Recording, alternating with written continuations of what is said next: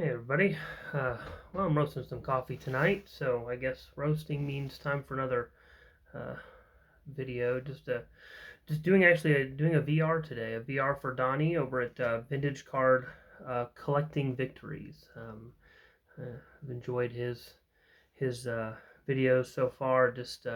I'm a new subscriber to him, but I've been enjoying watching Donnie, enjoying watching your stuff. And this giveaway is super generous for this, but I'm just enjoying doing these VRs. I enjoy watching them all the time, just kind of seeing different people react. And this actually is interesting. He asked 5 questions, which are kind of um, well, I mean, it's a lot of questions, but it kind of gets to the heart of kind of what we collect and how we collect a little bit, and I'm enjoying that. So he asked a series of 5 questions. I'll go through them. I'm not going to take a super long time, but the first thing he asks is like, what is your primary collecting focus right now? And I've done a video on this before. I'll kind of show it here, maybe a little bit. There we go. This is my Hall of Fame binder.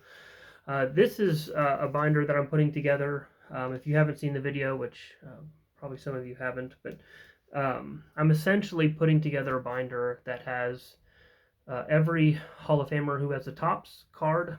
I'm going to have one of his cards in my binder. So uh, I've got about 15 more cards to go. Although I guess for clarification, of course, it's a living collection. Like it's gonna change as I get to know different players and decide I want to shift from one card to another. It's going to change as more players get into the Hall of Fame. But for right now, current Hall of Famers, I don't have 15 players. Some of those are big ones, like I do not have the Satchel Paige. I don't have a Mickey Mantle. I don't have a Jackie Robinson. But that's my project right now. I also don't have some smaller ones. And so anyway, that's my current project. That's something I've been really enjoying. I've asked for some help from different ones and received that. And actually, it's kind of caused me to look for some different cards for players that I already have cards for. But that's one of the other fun things about this is that as I go, I can kind of shift cards in and out as I want. Again, it's a living collection, and so I'm just really enjoying that. Primarily, I collect vintage, although I collect junk wax and a little bit of modern as well. I collect Pirates cards, and so modern day Pirates cards. I really enjoy Andrew McCutcheon cards. I collect his cards. I like his cards that look like they're older. I've shown some of those before, at least one of those before, but maybe I'll show some more of those in the future. But he asked about a hobby project we will complete this year, and if I'm being honest, I don't know the answer to that question. I realize we're a third of the way into the year so far, but I don't really have. I'm not going to finish the Hall of Fame project. I won't get those 15 cards this year, not by a long shot. It'll be years, I know, before I'm able to even get those 15 uh, players, let alone just the idea that it's a living set. But one of the things I'm working on that I may have a shot at finishing this year is I'm also picking up the 1971 Topps Pirates. I'm trying to do that from that World Series. I could shift to the 79 and it'd be a little bit easier, but I love the 71 set. The 71 Topps set is one of my favorites. I've picked up a few of those. I this is not the number one card in the set, but that's the number two card in the 71 Pirates set. That's Doc Ellis. Certainly a great pitcher for the Pirates. And of course, he has some fun stories behind him. But that's the Doc Ellis. I've got most of the big ones in that one except for the Clemente. And my issue with whether I'll finish this year is really hinging on that. Will I pick up the Clemente or will I hold off for a while? The reason I might hold off is just to work on my Hall of Fame binder. The 71 Clemente is one of his more expensive cards, even though I'm getting him raw, so it's a little less. But then you have to make a decision, as we all have to make those decisions when we're collecting. Like, do I pick up the Clemente or do I get a Stan Musial? I don't have a Stan Musial yet. Do I pick up a Ted Williams? I don't have a Ted Williams yet. I'm going to have to make that kind of a decision. So I'm not sure if I'm going to finish that this year, but that's the best answer I've got for that question. Uh, what do I plan on starting or focusing more on this year?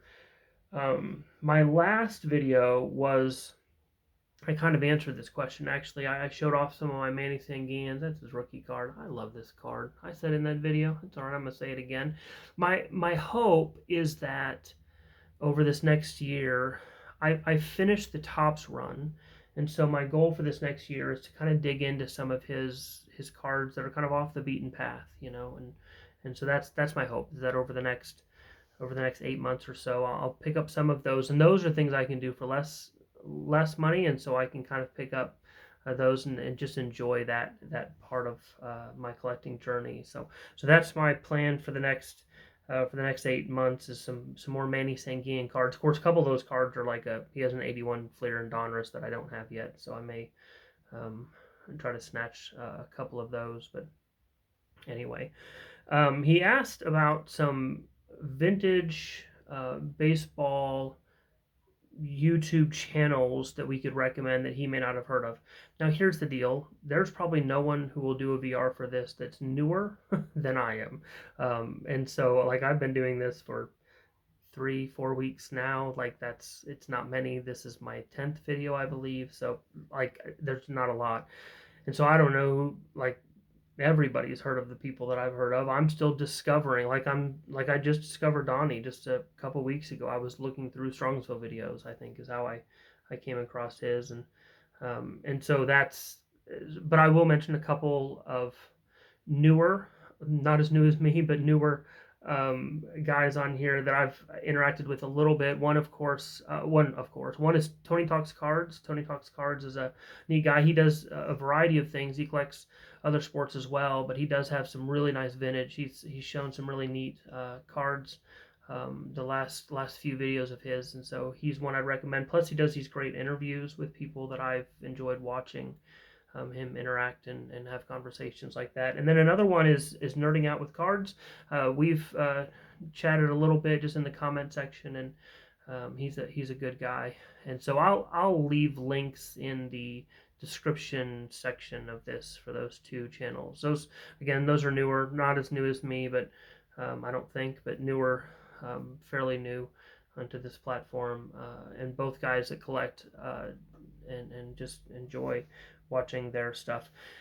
His fifth question, was about the next card show we plan to attend. I'm very fortunate. I live near Pittsburgh, and so pretty much any given weekend I'm within a couple hours drive of a card show, and there are 3 or 4 that I frequent.